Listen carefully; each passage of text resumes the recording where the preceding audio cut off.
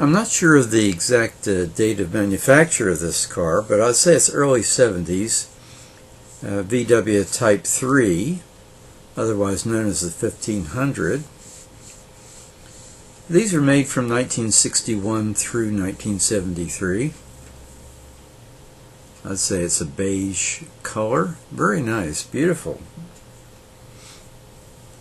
These were available with automatic transmission and air conditioning. 4-cylinder flat engine, as usual, for Volkswagen. And of course it was a rear engine, air-cooled car.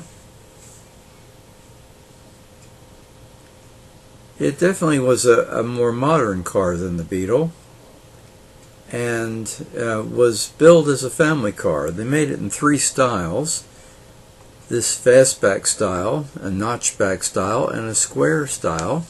And of course they made a sedan delivery too.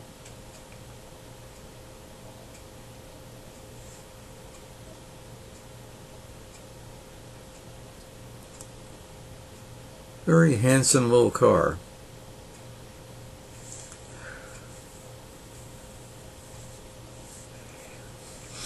Never gained the popularity of the Beetle, but was definitely more modern.